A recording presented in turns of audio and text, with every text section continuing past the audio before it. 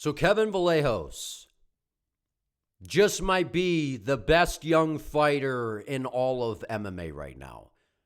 This dude at 24 years of age continues to get better and better and better every single fight. And his back-to-back wins are just absolutely ridiculous, man. Going out there and doing what he did to Giga Chikadze, and then coming out here in a 5-round fight night main event and methodically, precisely disposing of Josh Emmett in the very first round. I mean, this was a statement performance by Kevin Vallejos. And I know Josh Emmett, he's old, man. He's the little goblin. He shaved off the beard, so he didn't have the same kind of movement, the same kind of speed. But at the end of the day, man, yeah, like, is Josh Emmett the guy he was a few years ago? No.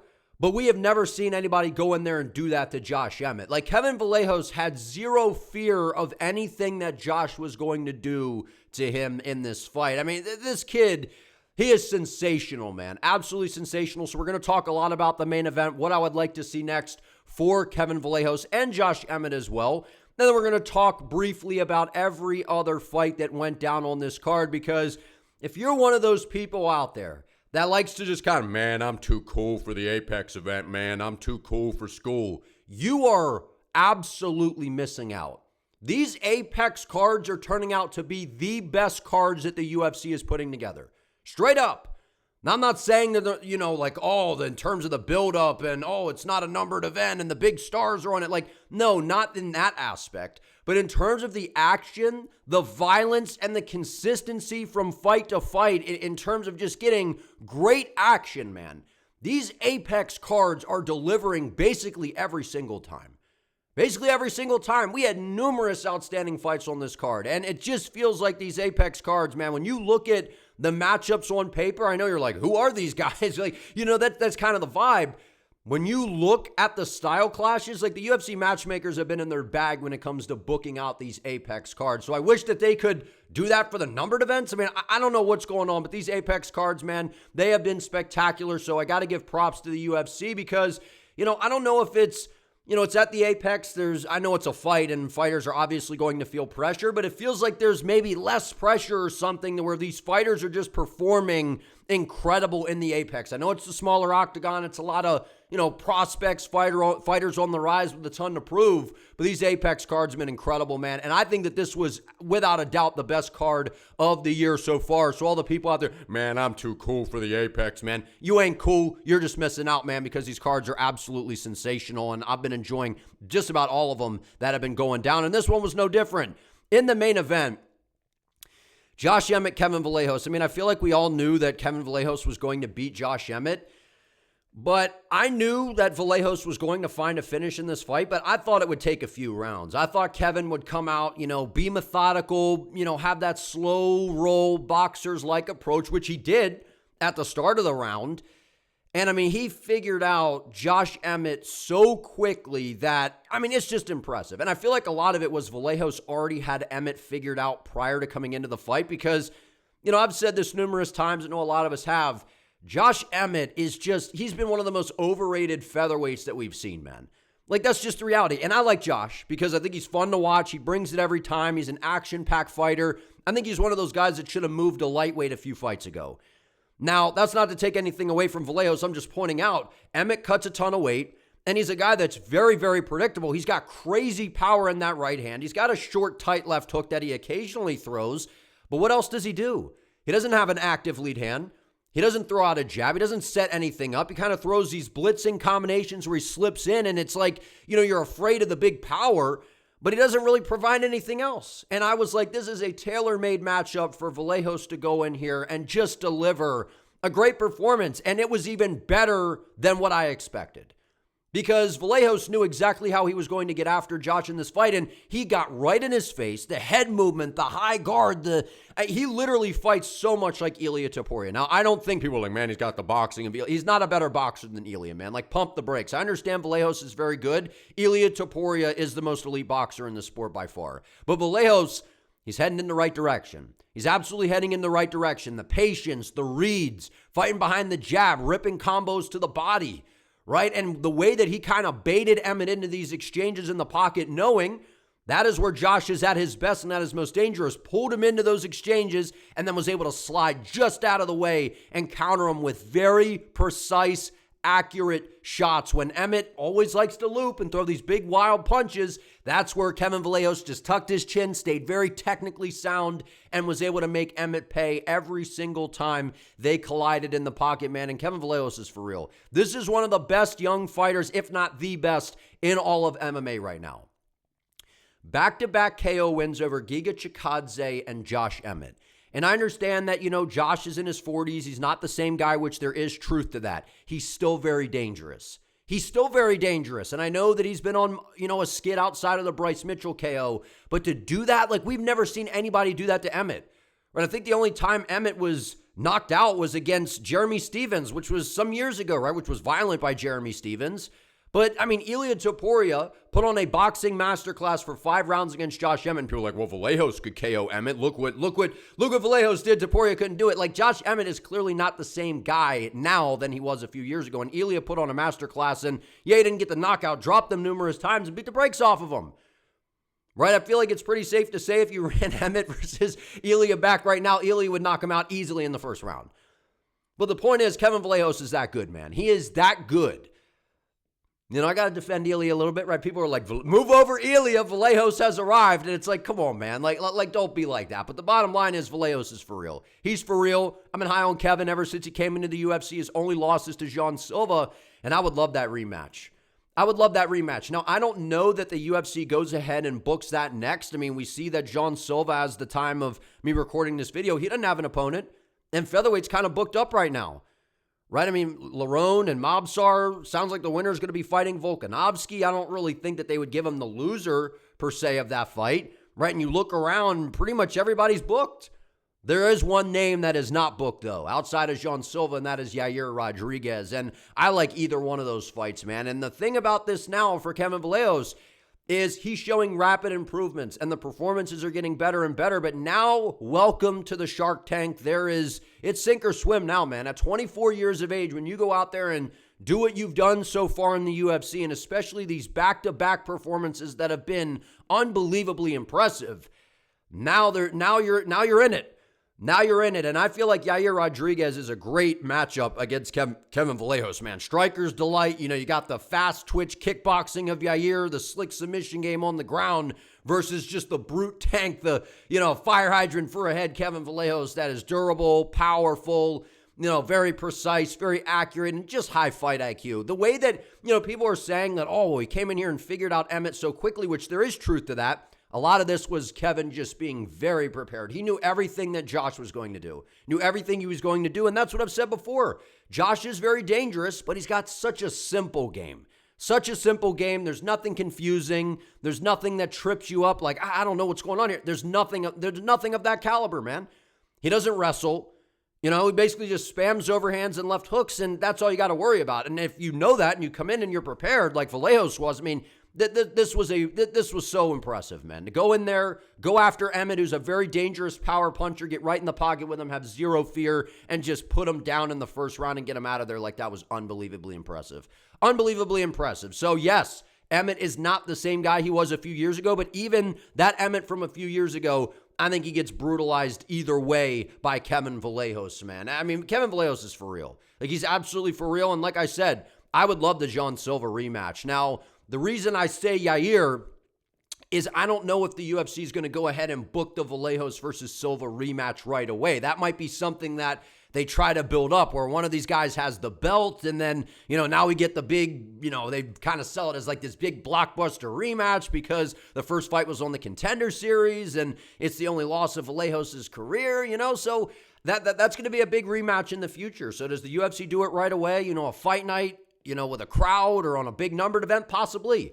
But either way, I want Vallejos versus Silva too, or if we don't get that, Vallejos versus Yair Rodriguez, man. Kevin Vallejos, get him in there with another striker. Let's see action-packed fights, and I think he would knock out Yair. And I also think that he has a very good chance of knocking out Jean Silva in a rematch as well, especially, given the improvements that we're seeing from Vallejos. I think he's a future champion. I think he's a future champion. I think he's got a higher ceiling than John Silva. I think he's got a higher ceiling than just about anybody we see on the rise in the UFC right now, man. This kid is so good at only 24 years of age, doing what he is doing. Nobody does that to Giga. Nobody does that to Josh Emmett. I mean, it's unbelievably impressive. The boxing is slick. Like I said, his style, I know a lot of people are saying it reminds us a lot of Ilya. He's got the skills, man. His hands are nasty. He's got good calf kicks as well, hindering the movement of Emmett as well, making him more of a sitting duck. The kid's accurate, precise, nasty power, good combinations. He's for real, and I think he's a future champion. And in terms of Josh Emmett, I think he should retire. And if he doesn't retire, I think he should definitely move up to 155 pounds because to me, Josh Emmett has the power to absolutely translate to 55, but I know 55 is dangerous and it's definitely a shark tank up there, but I feel like him maybe not draining himself. I'm not saying that he's compromised from draining himself. I'm just saying he does cut a lot of weight to where I feel like his frame would be all right at 155. So maybe that would, I don't know. I feel like he just needs to kind of reinvent himself a little bit. And we see that a lot of times when guys are older. If he doesn't retire, I think he should definitely move up to 155 pounds because the featherweight division, some of these guys are on fire right now. And I know the top of lightweight is crowded with some great fighters, but I feel like there might be some opportunity for him at lightweight. Not saying he really wins there, especially in the rankings, just what we're seeing from Emmett these days. He's slowed down quite a bit, but at the same time, he's always been a very predictable fighter with a very simple game. Don't get caught by the big overhand, and you're probably going to be able to find a way to get it done against Josh Emmett. But nobody has done that to Josh Emmett like that. Kevin Vallejos is for real. I think he's a future champion. Give me the John Silva rematch. If we don't get that, like I said, I feel like the UFC is going to try to wait on that per se. I like Vallejos versus Yair. I think that's a banger. Yair, we haven't seen him since the Pitbull fight. I don't know where he's been. I don't know what's going on there. But Kevin Vallejos versus Yair, fight night main event with a crowd, that's a banger, man. And I think Kevin Vallejos would knock him out. Amanda Lemos, Jillian Robertson. I mean, this was literally Almeida versus Volkov all over again. I don't understand, domination by Jillian Robertson. There was nothing dominant about what Jillian did in this fight. And again, Amanda Lemos continues to basically back up the claim that she has some of the worst fight IQ in the history of the sport. I mean, on the feet, the gap was so wide. And on the ground, Lemos had a ton of success in the first round, which is maybe kind of, gave her some false confidence and maybe kind of swayed her game plan a little bit to entertain the ground game with Jillian. But that was literally Jillian's only way to win this fight. And she really didn't do much with the ground game whatsoever, right? And to me, Lemos was landing some damaging shots on the feet. So again, close fight. But to me, this was almost like Volkov versus Almeida all over again, and the judges gave it to Volkov. So I could have seen this being 29-28 for Amanda Lemos, but people saying Robertson domination, it wasn't domination whatsoever. It was a garbage fight either way, but I thought Lemos landed the more damaging shots, especially in the first round. She took the first round, round 2 and 3. I get they were close, but I mean, honestly, what did Robertson really do compared to the moments that Lemos was having on the feet? And even in some of the grappling exchanges, I don't know, it was a terrible fight either way, but people acting like Jillian Robertson is like some stud on the right. I don't get it, man. I think she's good. I think her ground game's all right. Her striking is horrible. And honestly, I don't think I know people seem to be so confident she beats Dern. I think Mackenzie Dern wipes the floor with Jillian Robertson because Dern has the ground game to cancel out Robertson. Heck, Dern's ground game, I think, is better. And on the feet, Mackenzie is much better than Jillian. So maybe they give her the title shot because the weight class the way it is. We got to see what happens with Wei Lee, but I don't know. It was a bad fight either way, but people acting like Robertson had some dominant win here, I don't get it at all. I thought it was a horrible fight, and I thought it was much closer than that. I would have given it to Lemos based off of damage. Andre Fili, Jose Miguel Delgado. I mean, dude, this was a great fight. This was actually a lot more competitive than I thought, and I know Andre Fili, maybe I overlooked him a little bit, but I expected Delgado to win this fight. I've been very high on Jose Delgado. His striking is clean. He switches stances very well.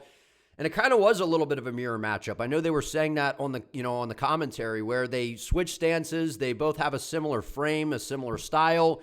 But it was one of those where Fili's a little bit older. He still looked really good in the fight. I thought that was one of the better versions we've seen of Fili, especially as of late. And that's what happens in an Andre Fili fight. There's fights where he shows up and you're like, there he is. There's a guy that could go out here and make something happen. And he's an OG. He's been around for a while. But a lot of it was the output of Jose Delgado, and I thought that this was a pretty clear 2-1 Delgado. Got dropped badly in the first round by Fili, but outside of that, I thought Delgado was just a step ahead on the feet, man. The leg kicks, the movement, mixing up the shots to the body, firing good straight combos down the pipe. I like Delgado a lot, man. I'm high on him. And getting a win over Andre Fili, that's an impressive win. It's an impressive win. I thought he would get a KO, but either way, it was very impressive to go out there after facing early adversity. Once again, we've seen that in Delgado's fights, man. He's getting, tagged up a little bit here, so the defense is a little bit concerning. Got some of that tall man defense in this weight class, but he's fast, he's wiry. I like Delgado a lot, man. I think he's a great fighter. And Fili, man, always a dog, always bringing it. Marwan Rahiki versus Harry Hardwick. This was a crazy fight, man. And I've been very high on Marwan Rahiki coming off of DWCS, but, I mean, we got Roger from American Dad and Harry Hardwick, man, with that big-ass head. The thing with Hardwick is, I mean, obviously he got jacked up, man. And respect to Hardwick, he brought it, man. He didn't back down, went out there, was swinging, eating some big shots from Marwan, still moving forward, trying to make stuff happen. And, the bottom line is Rahiki, to me, I've never seen a guy that I can really remember off the top of my head that has such creative, beautiful flow with the striking, that has that kind of style where it's very Israel Adesanya-esque to me, but yet has almost next to no defense. Like, the way that he moves, it's not like he's standing in the pocket and it's just this offensive juggernaut that has no defense like a Carlos Leal or something like that. It's literally a guy that moves a lot like Adesanya to me. Typically, where those style of fighters, they have very good defense, where Rahiki, his defense is, almost non-existent. And on the offensive side of things, this kid has everything that it takes, man. He's a scrambly rascal on the ground. He's got good takedown defense. Even if you take him down, he pops right back up to his feet. He has a ton of potential, man. A ton of potential. In the UFC, they really need to slow roll him. They need to slow play him, because don't throw him right into the Shark Tank too soon. Don't throw him into the Shark Tank too soon. This is a guy that they got to slowly build, because on the offensive side of things, he's got everything you could want. He has so much potential. His combinations, his hooks, the way that he kind of probes with the lead hand, frames, and fires out these counter shots. The high kicks are fast, they're nasty. The low kicks, the feints, the movement. He's got it all, man. And I think he's a star in the making. The UFC's just going to have to slow roll him, man, because his defense, I can't lie, it's bad. His defense is very, very bad, which to me seems to be unusual for a guy that has that kind of creativity and versatility on the feet to have that bad of defense. But he was lighting up Harry Hardwick, man. Lighting him up. But once again, just like the DWCS fight, you see Rahiki having all these moments, tagging his opponent, and then he gets overzealous, gets caught in the line of fire, doesn't get his head off the center line, really no head movement whatsoever, and he was getting tagged up. He was getting tagged up a little bit by Harry Hardwick in this fight. And it's not to, kind of crap on Harry too much, but he's not that good, man. He just isn't. His ground game is okay. On the feet, he's got a little bit, to work with, but his defense is bad as well. This was a kind of a tailor-made matchup for Rahiki to go out there and pretty much do what he did, other than the fact that I don't think he should have gotten hit as much. So once again, he's young. He'll improve. He'll continue to get better. I just hope the UFC slow rolls him, because he has a ton of potential, and I think he's a star in the making. His striking is beautiful. He's very high IQ on the feet, at least on the offensive side of things. But when it comes to the defense, there's a lot of work that needs to be done, man. He leaves a lot of holes. He doesn't move his head. He kind of just slides back in a straight line. Like to see him cut some better angles, see some better head movement. And if he can add all that in, man, the sky's the limit for this kid. He's got a ton of potential. Love watching him fight. Reminds me a lot of a young Izzy Adesanya. And I'm pretty sure on the Contender Series, they were talking about how big of a fan of Adesanya he is, and I can see a lot of influence in his game, man. He's a beautiful striker to watch. I like watching him. Very entertaining fighter. Ian Cutelaba, and that was a crazy fight, by the way. Crazy fight. Ian Cutelaba versus Umar Sy. I'm completely out on Umar Sy, man. I gave him one more chance in this fight. I'm completely out on him. This guy, to me, I understand that it was a tight submission by Cutelaba. Sy got punked on the ground by Ian, man. And I know that Cutelaba, he's still kind of young, which is crazy because he's been around for forever, and he's kind of having this resurgence. He dominated Umar. Dominated him. Took him down, was able to control him on the ground, baited him into basically trying to work back to his feet, wrestling back into Cutelaba, and then he just locked in a sub, was able to get him out of there. Basically a mounted guillotine. I can't remember the exact submission, but it was nasty. It was nasty, and Umar Sy literally tapped right away, man. And I understand it's a tight submission, but it's a blood choke, and to me, it didn't seem like he did a whole lot to try to get out of it. I don't know, man. I'm completely out on Umar Sy. The guy has the frame. He has the technical abilities, but I don't know. Something's not clicking. I'm completely out on Umar Sy, man. Great performance by Ian Cutelaba. The guy continues to go out there and take out quite a bit of these prospects that people seem to be pretty high on. So I was pretty decently high on Umar Sy. red flags after the Menafield fight, bounced back, and then here we are once again fighting a well-rounded guy that has some danger. And Cutelaba, a guy that's known for kind of slugging it out on the feet, looked really good on the ground last night. Total domination and a great finish. Charles Johnson, Bruno Silva.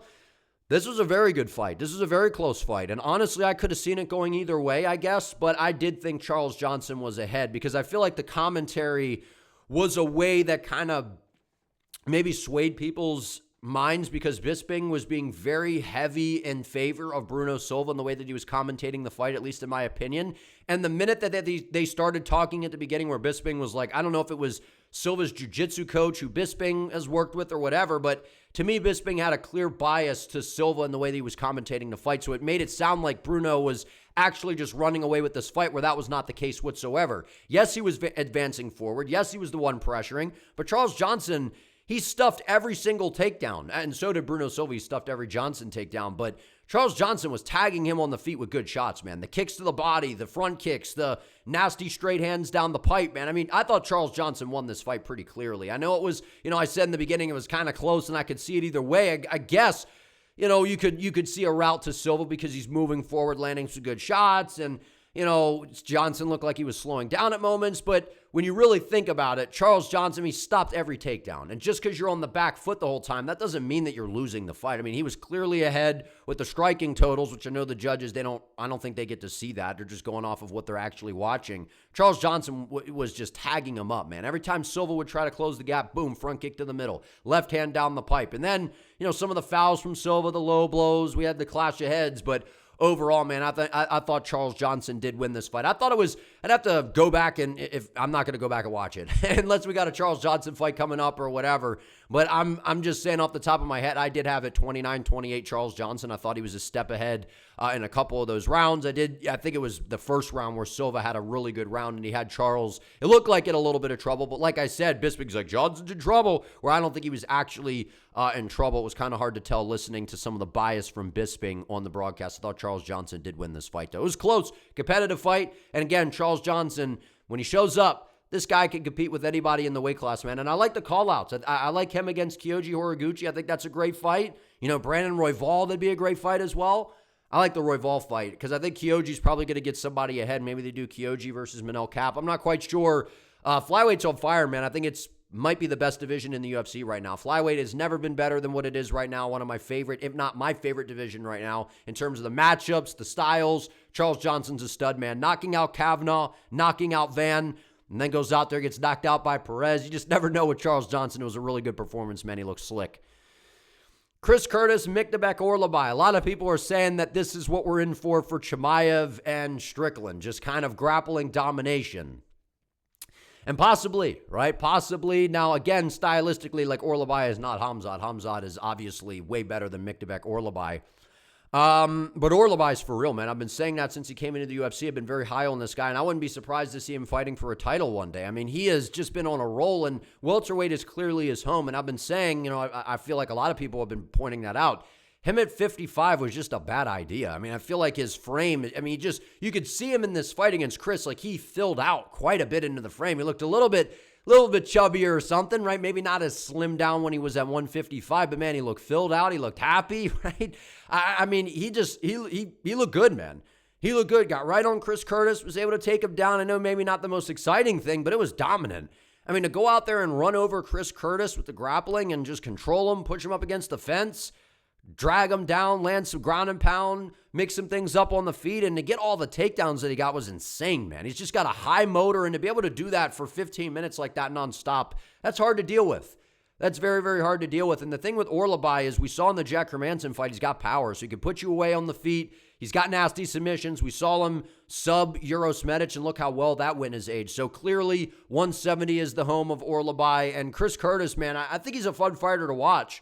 I think he's got good boxing, but he doesn't have a ton of danger, right? He doesn't have a ton of danger that he brings into the octagon. I feel like, when you're later in your career and you're dropping from 85 to 70, like when Hermanson did that, I don't love that. And that to me was a huge red flag coming into this fight for Chris Curtis, kind of a sign of desperation, looking to come down, maybe bullying around some of the the smaller guys. But at the end of the day, lighter man's skill is for real, man. Orolbai's ground game is legit. The way he was chaining things together, taking the back, dragging him down, pulling him off the octagon side. Orolbai's a problem, man. And, you're going to be, people might be quick to forget based off of this performance because it was so grappling heavy, because Curtis's strength is obviously the boxing on the feet. I mean, Orolbai's got danger in his hands as well. His striking is very good. We saw the Rahiki fight as well. Orolbai's for real, man. He's definitely a guy to keep your eye on the rise in this weight class. That was a big win over a name in Chris Curtis.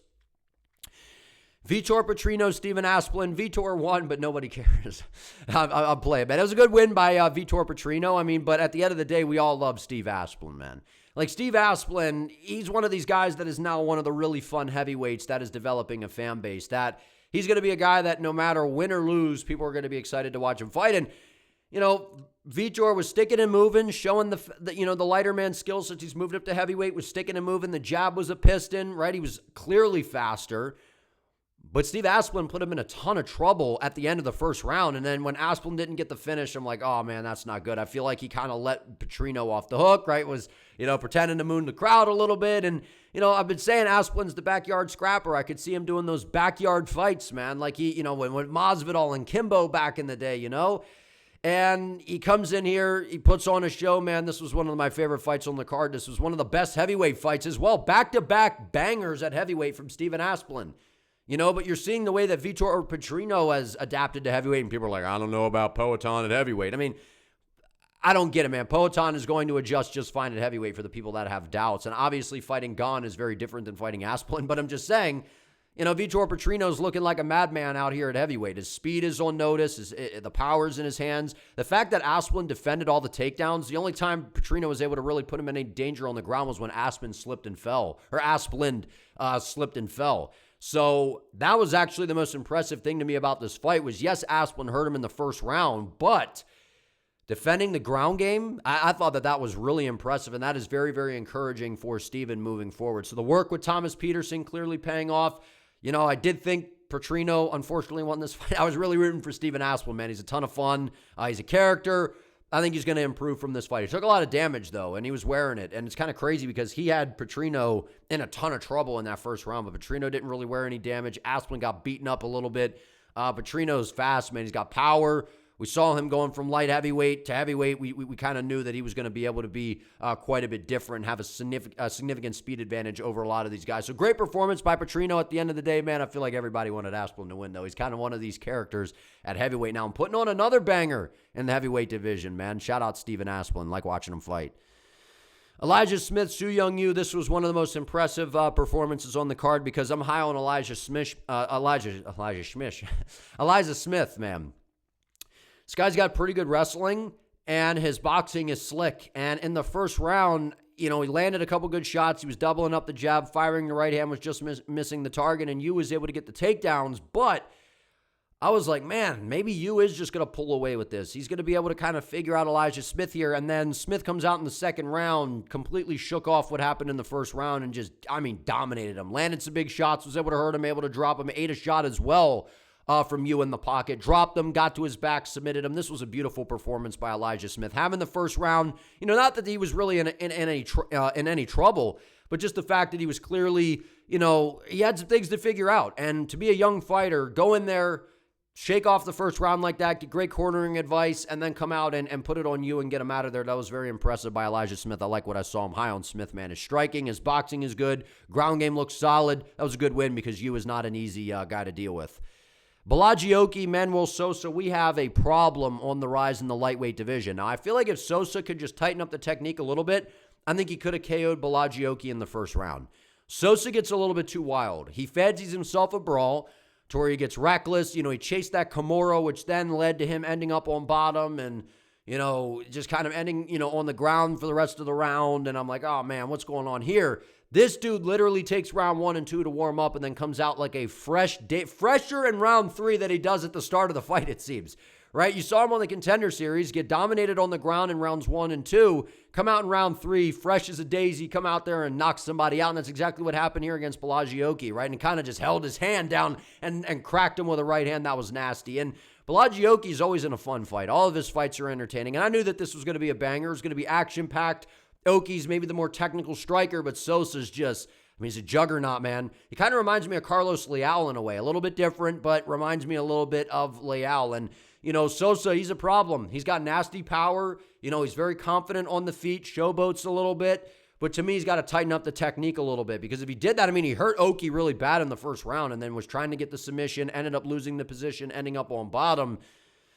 But I don't know, man. He's throwing these big, wild, looping punches, getting himself off balance and out of position, and he's already got the power to where it's like if you just sit on a shot like Oki, I feel like he could have blasted Oki in the first round and got him out of there. I mean, he did. He almost had him out of there. But I'm just saying, I think Sosa, man, this dude's for real. And I know he's got the win over Rufi, which is kind of his claim to fame a little bit, but a nasty KO in round 3 on DWCS and a nasty KO in round 3 once again. I like what I'm seeing from Manuel Sosa. Tighten some things up a little bit. This dude's a problem, man. He's a ton of fun to watch. Brad Tavares, Eric Anders. I mean, shout out Eric Anders, man.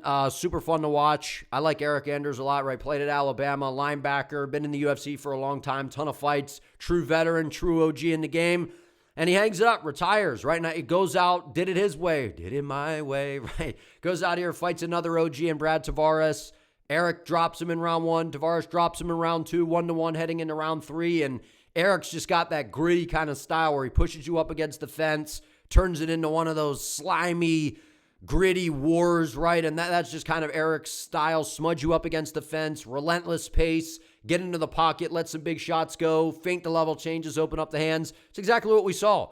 And I didn't pick Brad Tavares coming into this fight because of the fact that Brad Tavares, to me, has just not been the same guy over his past few fights. And Eric Anders came in here, outgritted him, outdogged him, and was able to get it done. That's a great way to go out and end the career, man. Going out on a W against a solid, sound opponent in Brad Tavares. Good performance by Eric. Bia Mesquita, Montse Rendon. Listen, Bia Mesquita, she's a BMF, man. She is a BMF. Every single fight, she's getting a finish. I don't think she's went to a decision in her career, right? She's got, she's like the lady goat of jiu-jitsu, right? I mean, she's sensational. Her ground skills are next level, and the fact that she came out here and hurt Rendon on the feet was nuts. Her striking is getting better. Stung her with the right hand a couple times. I'm like, oh, man, this is over. And, I mean, I picked Bia Mesquita by sub. I thought it would happen in round 2, but I mean, going out there, stinging her on the feet, not even taking a single shot whatsoever. I mean, it was a flawless performance. A flawless performance, went out there, dominated her. And, if you're getting stung on the feet by Mesquita, that's obviously a really bad sign of things to come because you're going to get out-grappled by her. She's a lead on the ground. Her submission skills are nasty. Total domination of Rendon. And we have a legit, and she's kind of older in her career, so I don't even necessarily want to say a prospect, an older prospect. But, man, she is a savage. She's a BMF. Every fight is action-packed from her. Ground skills are good. And it's not just the jiu-jitsu. Her overall grappling gotten better. Her wrestling, her takedown entries, right, and on the feet, her striking is clearly making improvements every single fight. That was an impressive performance. Completely dominated Rendon, and I feel like we all knew that this was a pretty one-sided fight to begin with. That's why she was such a massive favorite. Luan Lacerda, Hetcher Sosa. If Sosa had that death touch, man, this dude would be a serious problem. And I think he's still a serious problem. I mean, this was a great fight. Great back and forth, action-packed, right? Lacerda's jab was giving Sosa some problems, but Sosa, I mean, he's fun to watch, man. His leg kicks are nasty. He keeps the head on the center line a little bit too much, but his striking is fun to watch, man. His striking is fun to watch. He's got good takedown defense. Even if he gets taken down, pops right back up. His ground game is solid. He's got a good submission game of his own. He was just able to outwork Lacerda. And what I like about Sosa in this fight was it was the debut, and he got tested. He was tired, he was battling through fatigue, and was still able to bite down and land some really good shots, man. He's just missing a little bit of the death touch, right? Which I know not everybody's kind of gifted with that, with the power, but he's got some power.